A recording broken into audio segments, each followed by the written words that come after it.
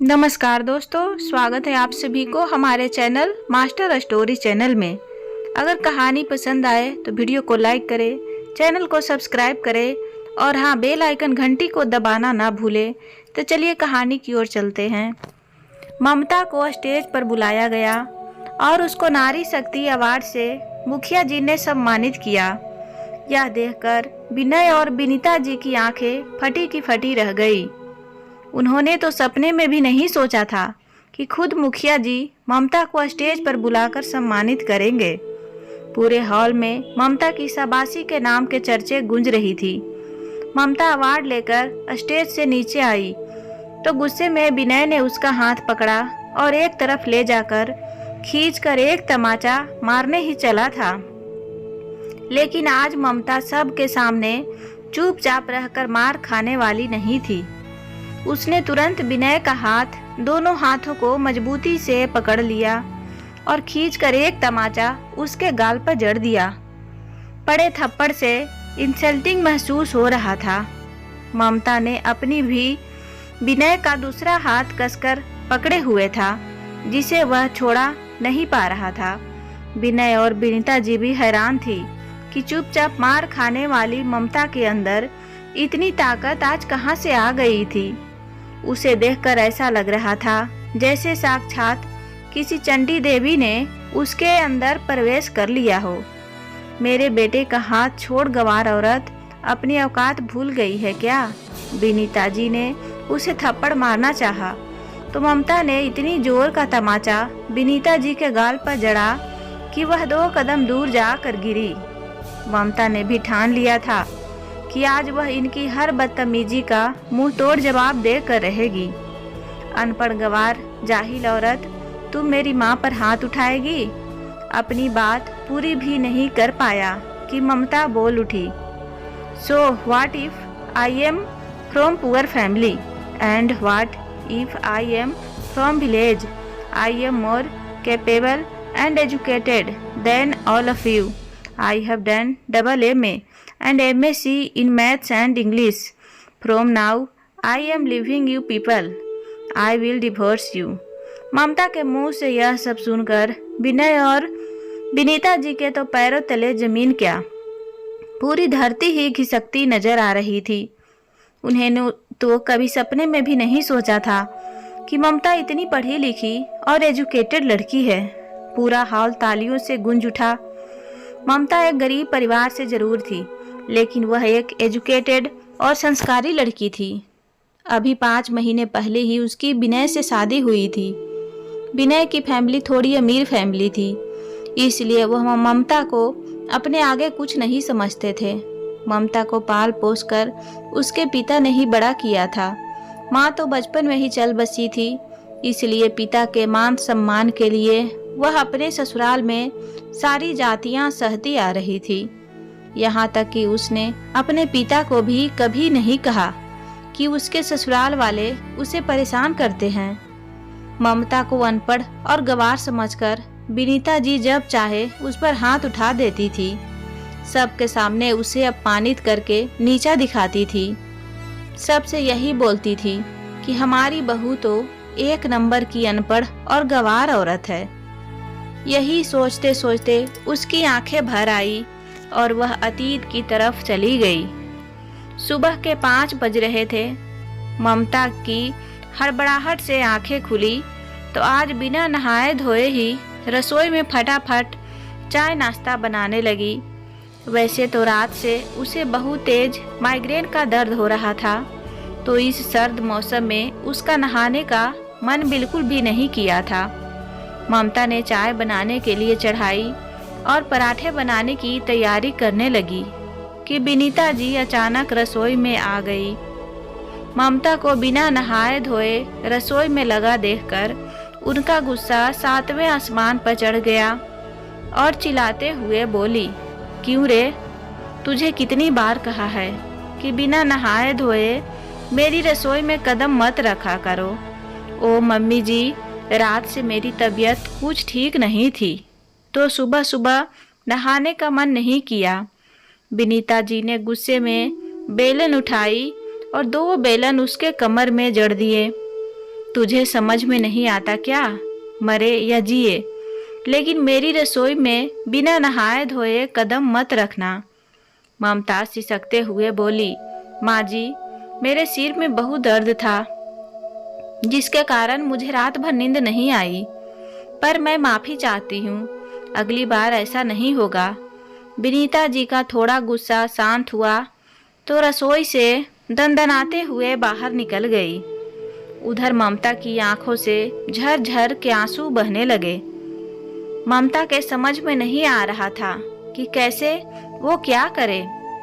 सास के टोका टाकी से चाय चढ़ाने में देर हुई तो गुस्से में झलझलाता हुआ विनय उठकर आया और अपनी माँ के सामने ही ममता को थप्पड़ लगा दिया। अभी तक मेरी चाय क्यों नहीं बनी?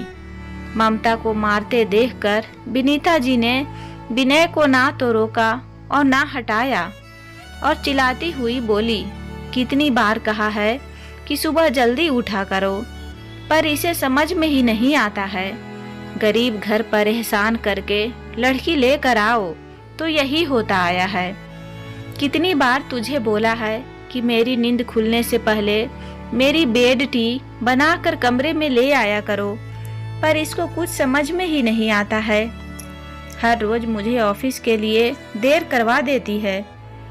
विनय ने यह भी नहीं देखा कि वह किसी दर्द में है या नहीं, पर उसने अपने दुखते शरीर को किसी तरह समेटा और पतीले में चाय रख दिया।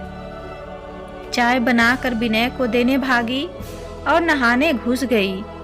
बाथरूम में शावर खोलकर खुद भी उसी शावर के नीचे खड़ी होकर आंसू बहाने लगी। फिर जल्दी ही अपने आप को संयत करके नहा धोकर निकली, क्योंकि अभी विनय को बाथरूम का प्रयोग करना था। नहा धोकर ममता रसोई में पहुंच गई। आज उसकी सास की किट्टी पार्टी थी तो कई महिलाएं घर पर आ रही थी। ममता को सास ने ऑर्डर दे दिया था कि क्या क्या चीज़ बनानी है। ममता खाना बहुत अच्छा बनाती थी, इसलिए ममता के शादी होकर आने के बाद सास ने पहला काम यही किया था, रसोई बनाने वाली को निकाल दिया था।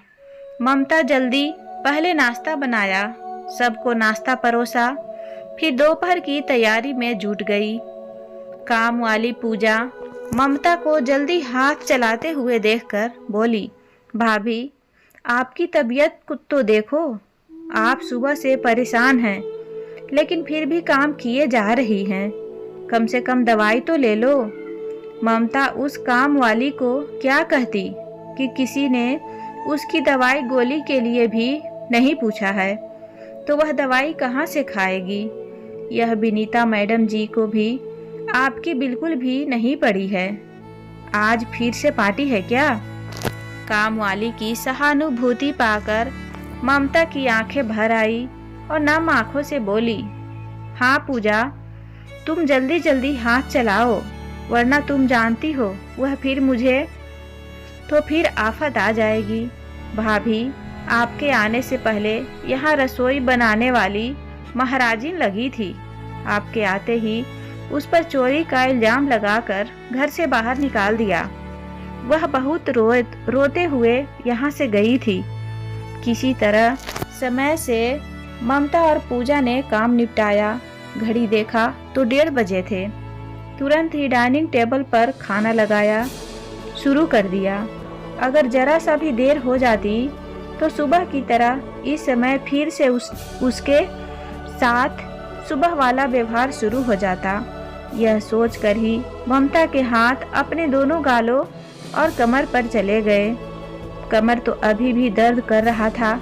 जैसे ही ये लोग खाना खाकर उठे कि महिला पार्टी आ गई। उसके बाद कमरे में खूब हंगामा हुआ, अंताक्षरी खेला गया, फिर नाश्ते के नंबर आ गया। ममता को नाश्ता काम वाली पूजा के साथ मिलकर सर्व करना था। ममता टेबल पर नाश्ता लगाकर अंदर चली गई। उसे सास के साथ पार्टी में शिरकत करने का अधिकार नहीं था। वह अपने कमरे में बैठे बैठे ही ड्राइंग रूम से सबकी बातें सुन रही थी। शर्मा जी बोली, विनीता जी, आप ये सारे स्टार्टर कहाँ से बनवा कर लाती हैं? इस बार जब भी मेरी किटी पार्टी खुलेगी तो मैं भी ये सारे स्टार्टर वहीं से बनवा लूँगी।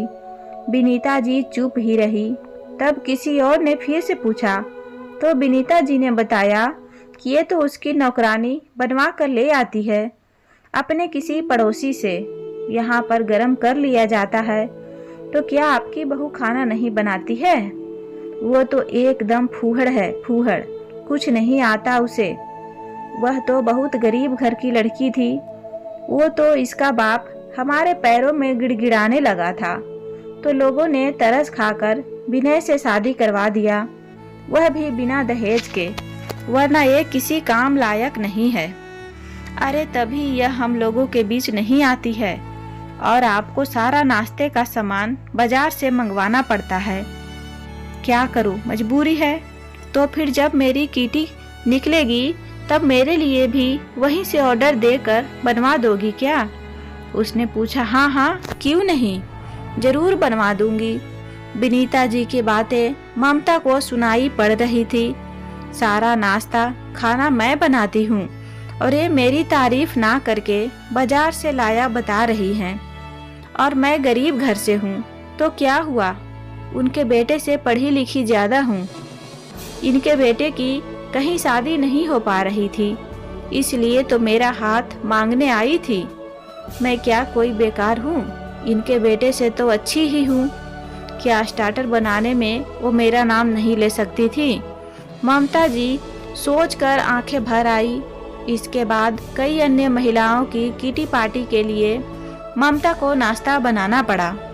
विनीता सभी महिलाओं को कहती कि उन्होंने ये बाजार से कहकर बनवाया है और सारे खाने का पैसा बाजार रेट से लेती थी और ममता को कभी धन्यवाद तक नहीं देती थी। और ममता को पैसा देने की तो कोई बात ही नहीं थी। विनीता जी उसे कभी भी अपने साथ कहीं बाहर या किसी भी पार्टी में लेकर नहीं जाती थी, क्योंकि अनपढ़ और गंवार की वजह से विनीता जी को अपनी बहू के साथ जाने में अपमान होता था।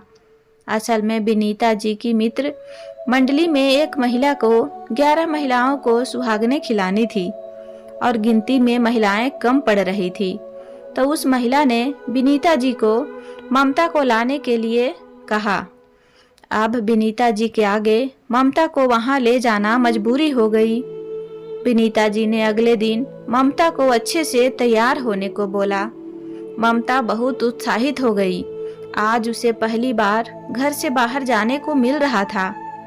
तैयार होने के बाद उसने आईने में अपने को देखा।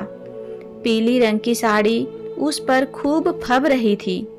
तभी विनय कमरे में आया और ममता को देखा और मुंह बनाकर ममता के गाल पर एक थप्पड़ लगा दिया। तुम गंवार हो, यह कलर मैचिंग कहाँ से लाई हो? जरूर तुम्हारे बाप ने शादी में यह दिया होगा तुम्हें। चलो इसे बदलो, पूरी गंवार लग रही हो, देहात वाली। मेरे घर का नाम बदनाम करना चाहती हो? जरा ढंग के कपड़े पहन कर जाना, अभी बोलता हूँ मम्मी से। और इतना कहकर विनय वहाँ से निकल गया।